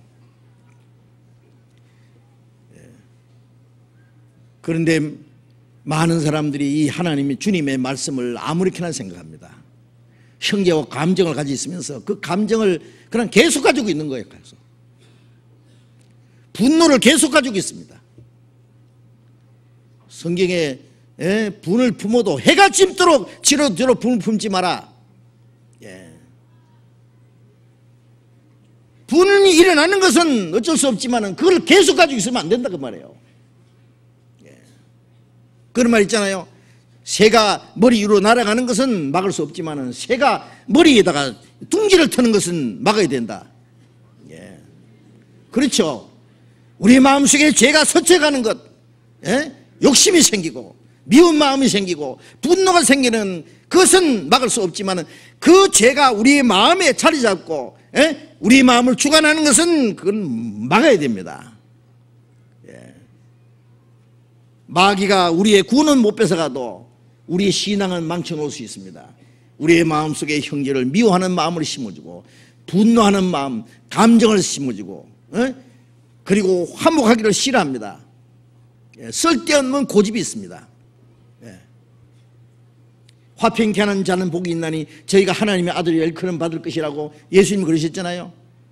하나님의 자녀가 해야 될 가장 중요한 일이 뭐예요? 화평케 하는 거예요. 화평케.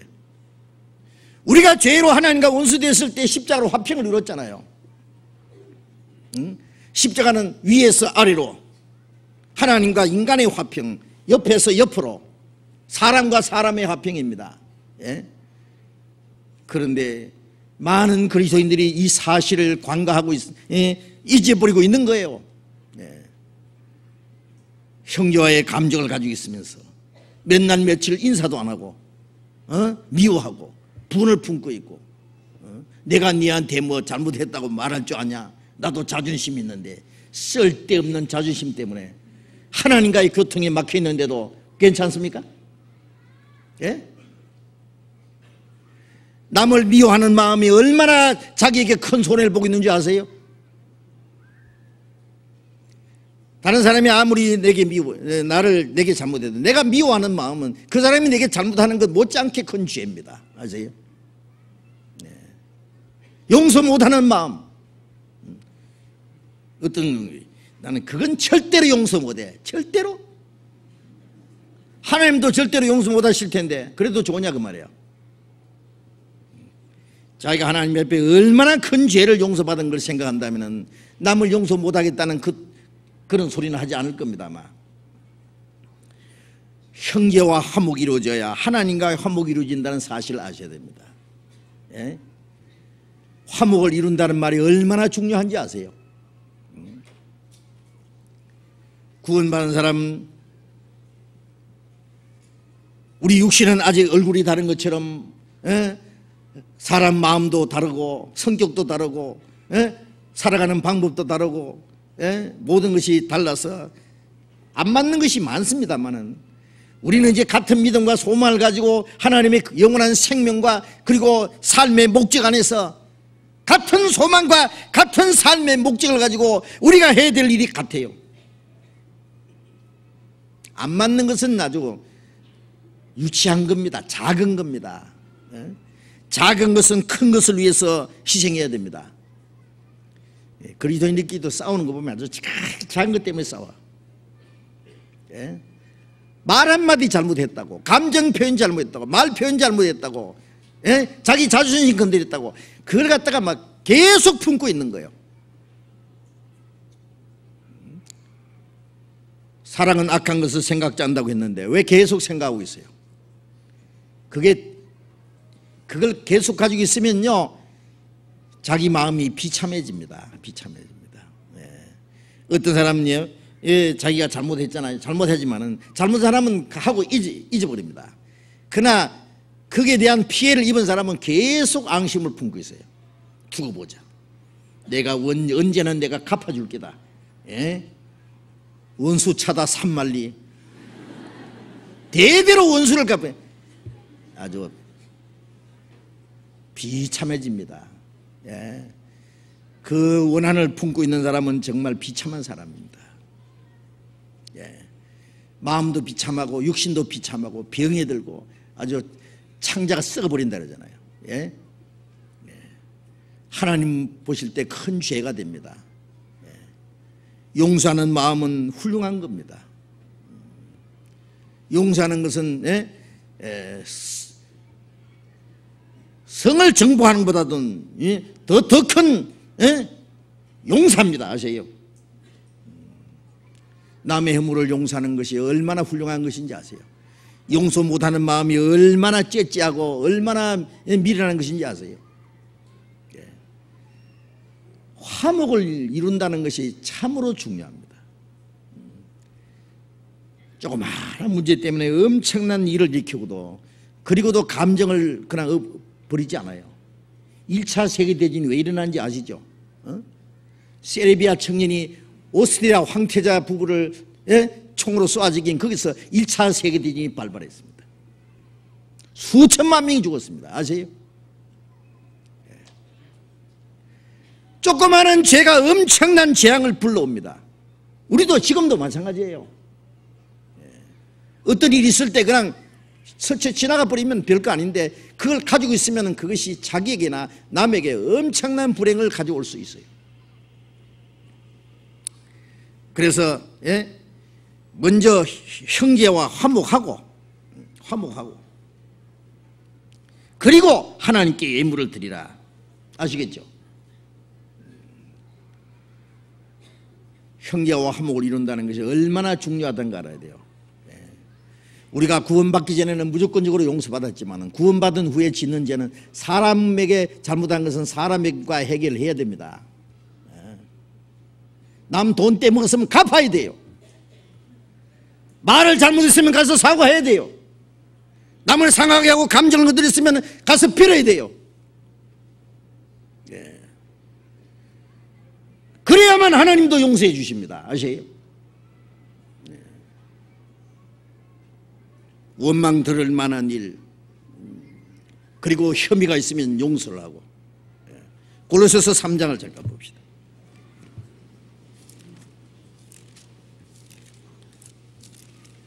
골로새서 3장 13절.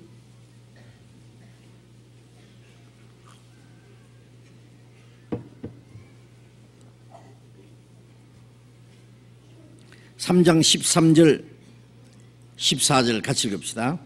누가 네게 혐의가 있거든 서로 용납하여 피차 용서하되 주께서 너희를 용서하신 것 같이 너희도 그리하고 이 모든 것 위에 사랑을 더하라. 이는 온전하게 매는 띠니라. 누가 네게 혐의가 있거든, 혐의라는 것은 내게 잘못한 것, 내가 남에게 잘못한 것, 그래서 문제가 생기는 그런 것도 혐의입니다. 혐의가 있거든 서로 용납하고 피차 용서하고, 서로 용납하고 피차 용서하고. 어느 한편에서든지 용납하지 않으면 주님이 우리를 받아주신 것처럼 우리도 서로 받아야 돼요. 우리가 생활 속에 하나님 앞에 잘못한 게 있어도 항상 주님이 용서하시고 우리를 용납해 주시잖아요. 그런데 우리는 왜 사람을 용납 안 해요? 좀 문제가 있다고 용납 안 해요? 예?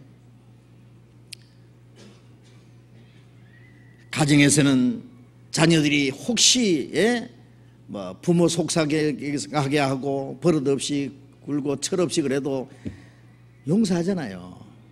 사랑을 오래 참고 모든 걸 바라며 잘 되기를 바라고 모든 걸 잘 되기를 믿으며 모든 걸 참으며 모든 걸 견디니라. 모든 걸, 그게 사랑입니다.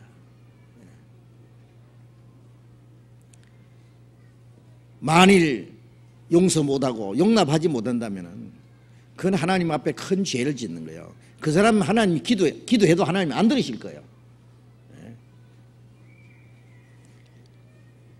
용납하고 서로 용서하기를 주께서 너희를 용서하신 것 같이 너희도 그래라. 주님이 용서하시고 용납하신 것 같이 너희도 그렇게 해라. 그리고 이 모든 위에 사랑을 더하라. 용서한 것뿐 아니라 그 위에 사랑을 더 플러스. 사랑은 무조건적입니다. 저는 사람은 나를 미워하고 헐뜯어도 나는 사랑한다. 심지어 원수까지 사랑한다. 그거는 조건이 없어요. 용서하고 용납하고 거기에다가 사랑을 플러스 내가 베풀 수 있는 모든 걸 베풀고 이는 온전하게 매는 띠니라. 그게 성령의 하나 되게 하신 겁니다.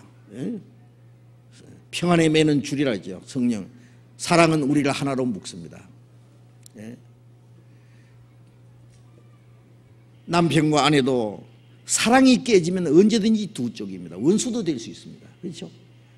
우리가 서로 다른 사람들이 하나로 묶을 수 있는 것은 뭐예요? 사랑이에요. 사랑은 오래 참고, 사랑은 투기하지 않으며, 자랑하지 않으며, 자기 유구치하며, 성내지 않으며, 악한 걸 생각지 않으며, 그 사랑이 최고입니다. 다른 거 다 있어도 사랑이 없으면 자랑하지 말아야 됩니다.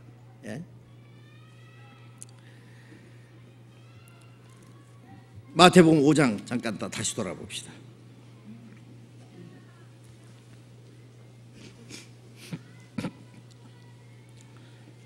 마태복음 5장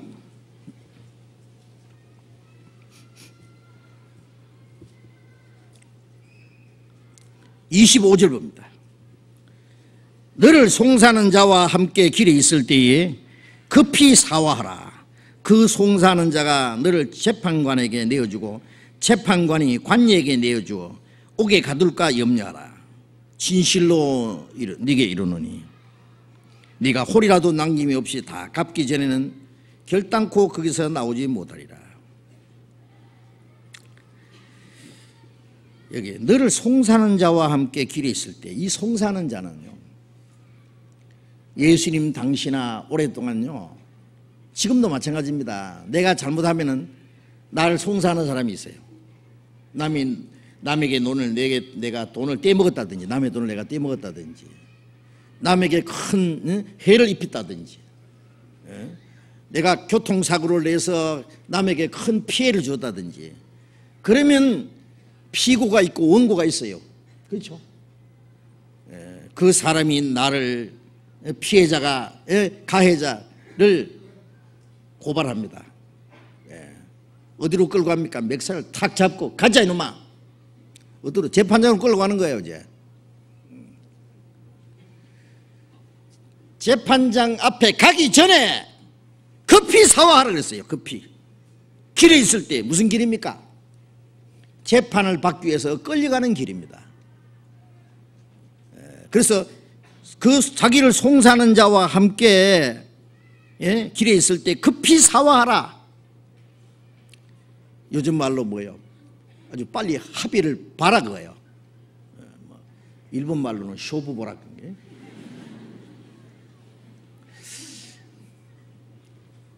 요즘에도 그런지 모르겠어요. 교통사고를 내면은요, 아주 경찰서에 가기 전에, 차를 차량 손해를 봤으면은 얼마 들면 되겠습니까? 30만 원 주면 되겠습니까? 아유, 100만 원 내야지. 아이고, 60만 원으로 합시다. 이렇게 가지고 합의 보는 게 있잖아요.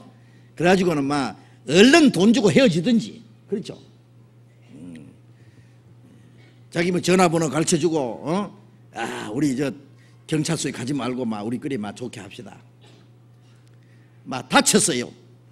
그게 보상을 내가 얼마나 해주겠다든지. 그렇죠. 경찰서에 가서도 마찬가지예요.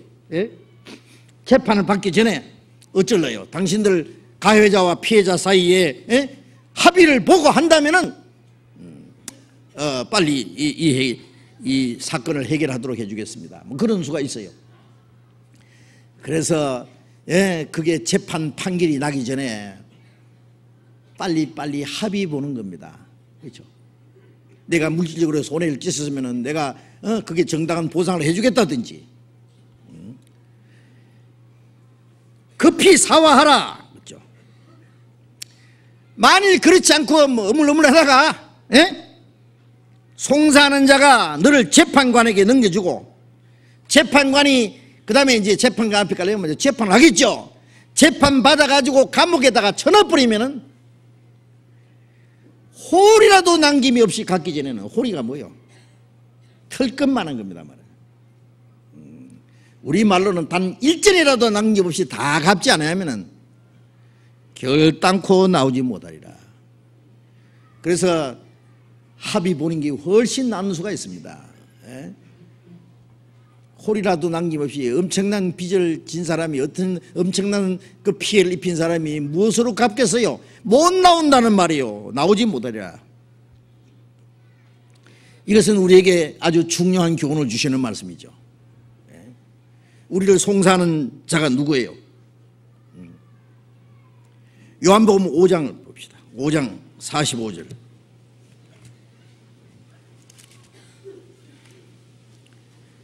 요한복음 5장 45절.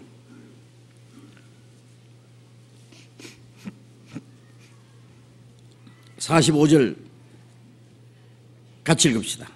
내가 너희를 아버지께 고소할까 생각지 말라. 너희를 고소하는 이가 있으니 곧 너희의 바라는 자 모세니라. 내가 너희를 하나님 아버지께 고소할까 생각지 마라. 너희 죄를 고소할 자는 너희가 바라는 바 모세니라. 이스라엘 백성들은 모세를 최고로 여기는데 사실은 모세가 너희를 고소할 자다 그 말이에요. 왜요? 모세는 율법의 대표입니다. 율법이 고소한다는 거 말이에요. 죄를 지으면은 그 사람 죄를 지적하는 게 뭐예요? 법이잖아요. 법이에요. 죄는 지었는데 법이 없으면은요, 날 잡아봐라 그래. 그 사람 못 잡아넣어요.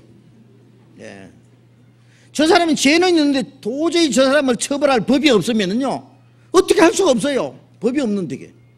그럴 때는 그 사람 잡아넣으려면 아주 특별 조치법을 만들어가지고 죄를 뒤집어 씌워버려야 돼요. 법이 그 죄를 고소하는 거예요. 로마서 2장 14절에 보면은 율법이 없는 이방인은 양심이 증거가 되고 혹은 송사한다 그래요. 양심이 마음에 새긴 율법이라고 했잖아요. 죄를 지으면 양심이 나쁜 놈, 죽일 놈, 도둑놈, 이 사기꾼, 자기 양심이 자기를 고소합니다. 그래서 이 양심이 나를 어디까지 끌고 가는지 아세요? 하나님의 심판대 앞에까지 끌고 갑니다. 모든 사람들은 죄를 지었습니다. 율법과 양심이 그 사람을 송사합니다. 그리고 하나님의 심판대 앞에 좀 끌려가고 있습니다. 이 세상 모든 사람들은 하나님의 심판대 앞에 끌려가는 길목에 서 있어요. 그대로 죽으면 죽은 후에 심판을 받고 행한 대로 심판을 받고 둘째 사망 지옥으로 떨어집니다. 그러면은 털끝만한 죄라도 갚기 전에 나오지 못하면 못 나오지요. 지옥에 한 번 들어가면 어떻게 나와요? 자기가 뭘로 갚아요? 갚기는. 우리 지은 죄가 얼마나 큰데, 태산보다 더 많을 텐데. 이사야 59장에 기도한 내용대로 우리의 죄가 심히 많습니다. 하나님 앞에 우리의 죄가 얼마나 많습니까? 율법은 우리를 끌고 심판대 앞으로 갑니다. 우리 양심은 우리의 죄를 고소합니다. 그럼 어떻게 합의를 봐야 돼요? 어떻게 사화를 하겠어요? 길에서 급히 사화하라. 아니, 날 끌고 가는 사람에게 말이야. 내가 큰 죄를 짓고 내가 끌려가는데 갑자기 여보시오, 잠깐만 사화합시다. 악수합시다. 없던 걸로 합시다. 그러면요, 뭐라고 하겠어요? 맨입으로? 그럴 거예요. 말 한마디로 사화가 되느냐고. 죄는 대가가 지불돼야 돼. 그래, 사화할 테니까 뭐 1억 내놓으라든지 10억을 내놓으라든지 뭐 요구 조건이 있을 거 아니에요. 죄삭은 사망입니다. 율법은 뭘 요구합니까? 율법을 범한 자에게 저주를 명합니다. 그 저주는 사망입니다. 사망. 그래서 이 사화를 어떻게 하느냐, 그 죄값을 우리가 갚을 수 없기 때문에 예수님이 오셨잖아요. 예수님이 여호와께서 우리 무리의 죄악을 그에게 담당시켰습니다.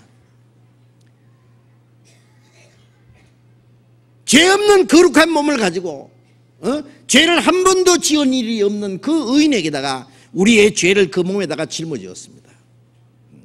우리 무리의 죄악을 그에게 담당했습니다. 이사야 53장 5절에 그가 찔림은 우리의 허물이나며 그가 상은 우리의 죄악을 인함이라. 그가 징계받음으로 우리가 하나님과 평화를 누리고 그가 채찍에 맞음으로 우리가 나음을 입었도다. 우리 죄를 그 몸에 담당하시고 그가 채찍에 맞고 그가 찔리고 상하고 가장 비참한 죄인이 받아야 되는 그 수치와 가장 비참한 죄인이 받아야 되는 무서운 그 십자가의 고통, 채찍을 맞으시고 십자가에 못 박혀서 모든 피를 다 쏟으시고 죄값을 다 갚아주셨잖아요. 그래 예수님이 하나님과 우리 사이에 원수되었던 거, 우리가 받아야 될 저주와 심판을 대신 갚음으로 하나님과 화목을 이뤘죠. 화목. 로마서 3장을 봅시다.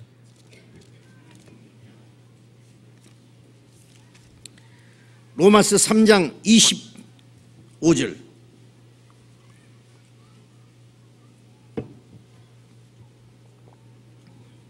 로마서 3장 25절 같이 읽읍시다.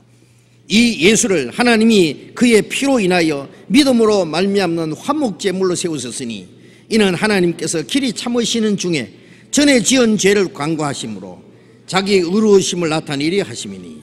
여기에 하나님이 예수를 하나님이 그의 피로 인하여 믿음으로 말미암는 화목제물로 세우셨으니 예수님이 하나님과 우리 사이에 원수된 것,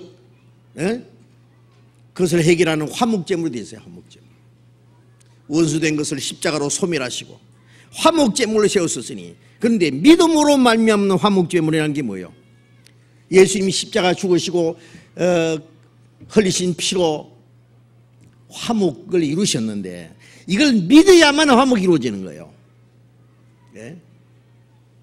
믿지 않으면은, 믿지 않는 죄 때문에 하나님과 스스로 원수돼 있잖아요. 원수돼 있어요. 믿음으로 말미암는 화목제물을 세우셨으니 이는 하나님께서 길이 참으시는 중에, 죄인을 행해서 길이 참으시는 중에 전에 지은 죄를 관고하시고. 이 말씀을 오해를 하면 안 됩니다. 어떤 사람은 자꾸 믿기 전에 지은 죄를 죄만 사해 주셨다, 이걸 말하는 게 아니라 우리가 하나님을 알지 못하고 하나님을 떠나 있을 때에 지었던 그 모든 죄입니다. 그것을 간과하신다는 것은 넘어가게 했단 말이에요. 내가 그 피를 볼 때에 너희를 넘어가리니.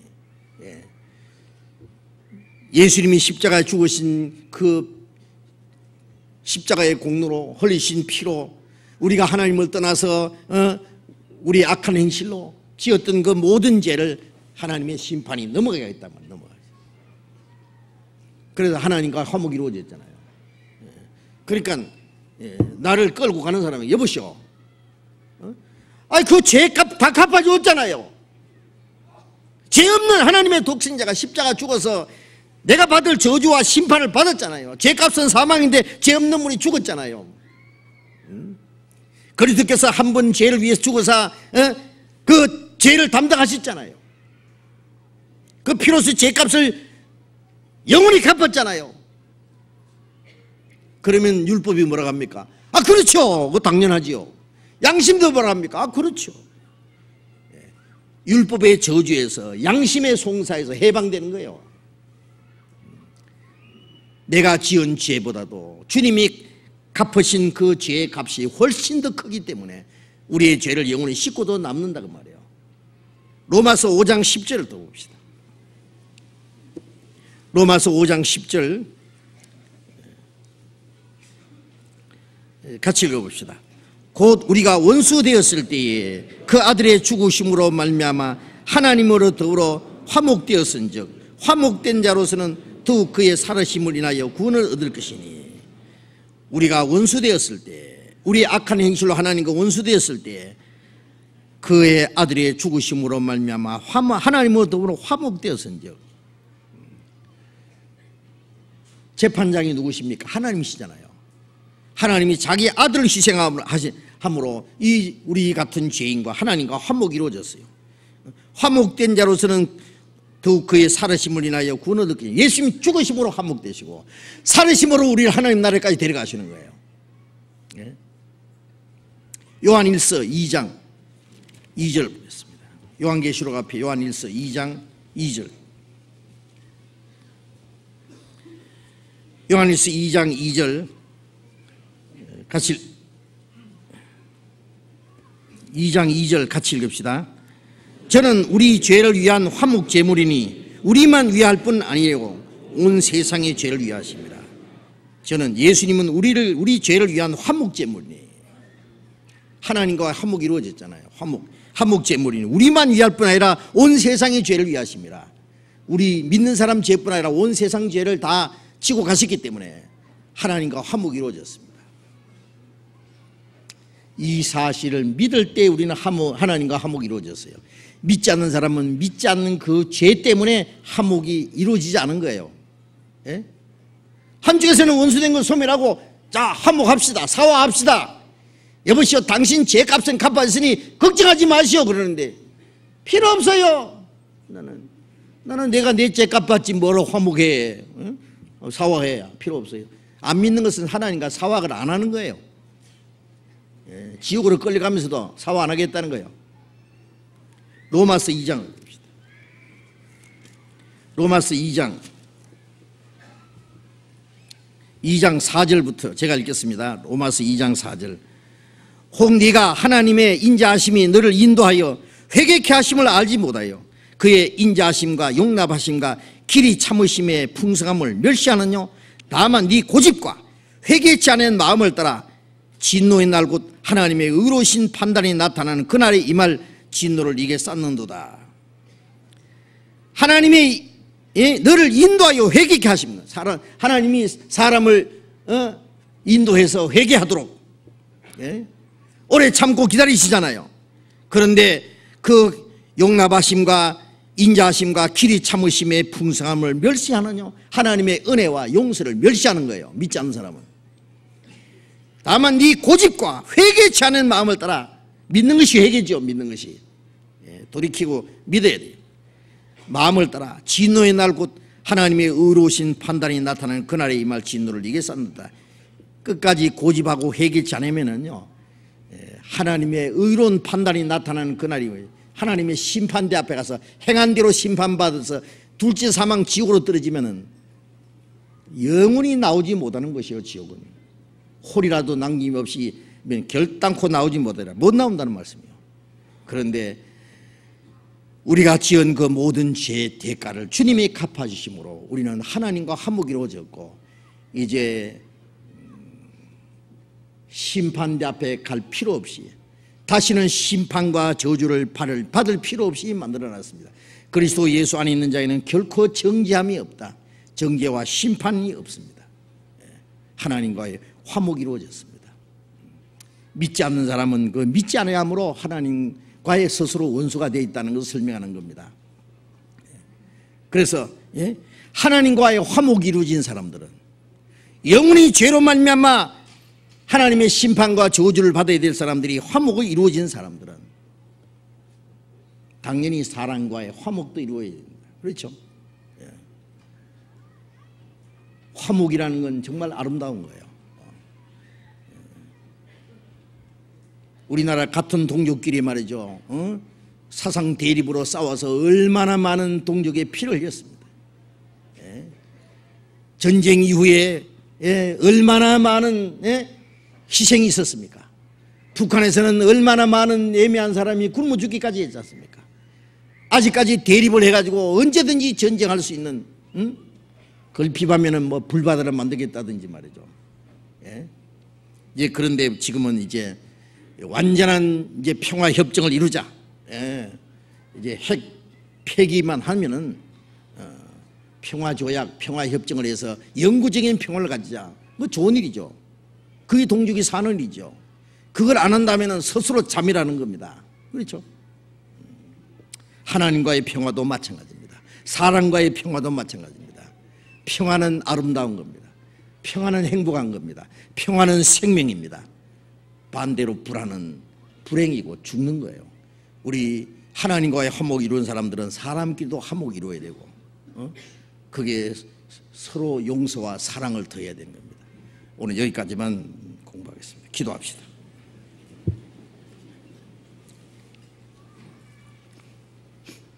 자비로우신 우리 아버지 하나님,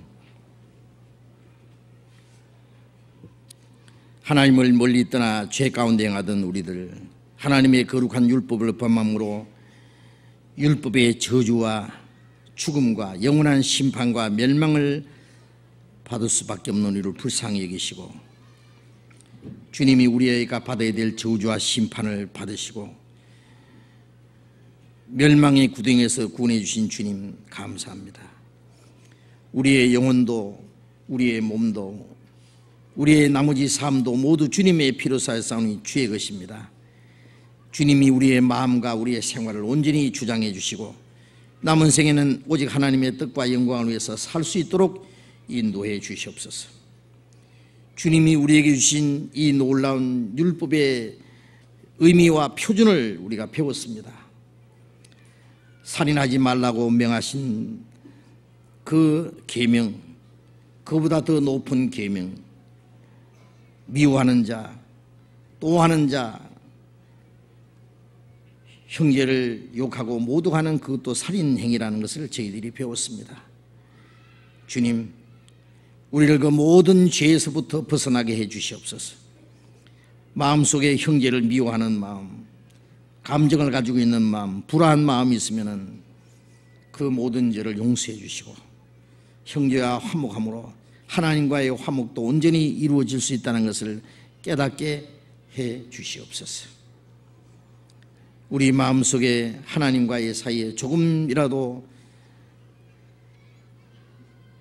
하나님과의 가로막힌 죄가 숨어 있다면 그 죄를 깨닫게 해주시고, 용서 못하는 마음, 혹 화목지 못한 것들이 있으면 그런 것들을 깨닫게 함으로 하나님 형제와의 화목이 이루어지고 이로 말미암아 하나님과의 진정한 화목과 평화가 이루어지게 해 주시옵소서. 우리 가운데 아직도 하나님과의 화평이 이루어지지 않는 사람, 아직도 마음의 진정한 회개가 이루어지지 않은 사람, 하나님께 용서와 하나님의 그 크신 사랑을 받지 못한 사람이 있으면 그 마음을 열어주시고 하나님의 용서와 영원한 생명과 하나님 나라에 들어갈 수 있는 영광스러운 소망을 함께 얻을 수 있도록 인도해 주시옵소서. 멀잖아 은혜 시대가 끝나고 이 땅에 회개하지 않는 자들에 대해 하나님의 진노와 심판이 임할 것이 저희들이 압니다. 이제 아직도 구원받지 못한 우리의 이웃들, 우리의 가족들, 그들도 다 이 하나님의 놀라운 은혜를 깨닫고 함께 구원함을 받고 영원한 생명에 함께 참여할 수 있도록 자비를 베풀어 주시옵소서. 우리의 나머지 모든 삶을 주님께서 다스려 주시기를 간절히 의지하면서 주 예수님 이름으로 기도드렸습니다. 아멘. 우리 찬송하겠습니다. 은혜 찬송 213장 같이 합시다. 은혜 찬송 213장.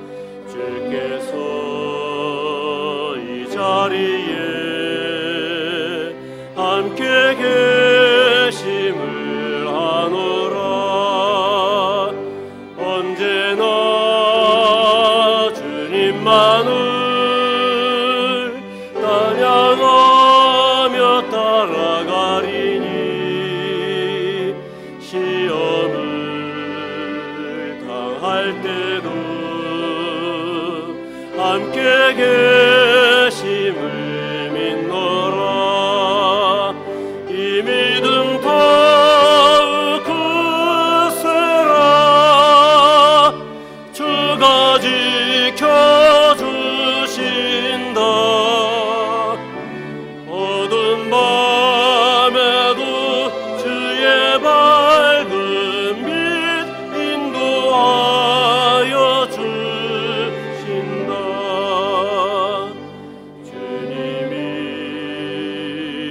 뜻하시니 헤아리기 어렵더라도 언제나 주 뜻 안에 내가 있음을 아노라. 사랑과 말씀들이 나를 더욱 새롭게 하니 때로는 넘어져도 죄의 승리를 믿노라. 이 믿음 더욱 굳세라. 주가 지켜주신다. 어두운 밤에도 주의 밝은 빛 인도하여 주신다. 여기에 모이노리 사랑받는 주의 자녀라. 주께서 뜻하신 바 우릴 통해 펼치신다. 이 믿음 더욱 굳세라. 주가 지켜주신다. 어두운 밤에도 주의 밝은 빛 인도하여 주신다. 주의 뜻 이루어지는 날까지 믿음 더욱 굳세라.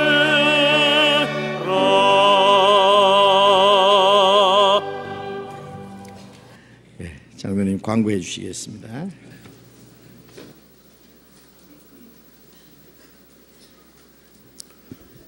광고 말씀드리겠습니다. 내일부터는 금천교구, 죽전교구가 각각 그 선교회에서, 그리고 광진교구가 건국대학교 경영학관 101호에서 전도 집회를 하게 되겠습니다. 이제 날씨도 그렇고요. 또 아주 전도에 아주 좋은 계절이 왔습니다. 주위에 계신 분들 전도하는 좋은 기회로 삼아주시기 바랍니다.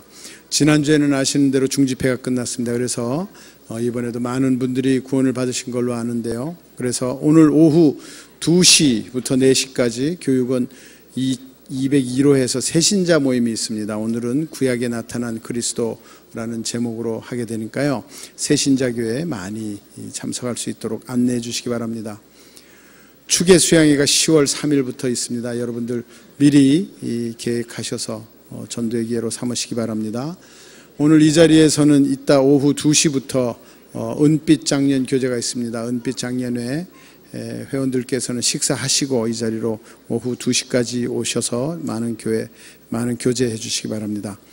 생명의 빛 9월호가 발간됐습니다. 아직도 안 가져간 구역장님들은 1층 105실 봉사실에서 수령하시면 됩니다. 학부모님들은 오늘 학부모 내일하고 모레 동안 학부모 교육이 있습니다. 오후 7시 반서부터 교육은 6층 중강당에서 하는데요. 이 학부모 교육이 굉장히 유익하니까 가능한 대로 많이 참석하셔서 좋은 시간을 갖도록 하시면 좋겠습니다. 예, 광고 마치겠습니다. 예, 제가 한 말씀 드릴게요. 우리 10월 3일부터 6일까지 추계 수양에 있는 것 아시죠? 이제 얼마 안 남았는데요. 미리 전도하도록 계획 세우시고요. 이 추계 수양에 진짜 좋아요. 춥지도 않고 덥지도 않고 아주 선선하고 공기 좋고 경치 좋고 물 좋고 그리고 아주 장소도 불편하지 않고 넉넉하고 시간 낼 수 있는 분은 이번 추계 수양에 전도 계획을 세우시고요. 이번에도 많이 모시고 오셔서 많은 분이 구원받을 수 있도록 도와주시기 바랍니다. 마치겠습니다. 자료 교제하시기 바랍니다.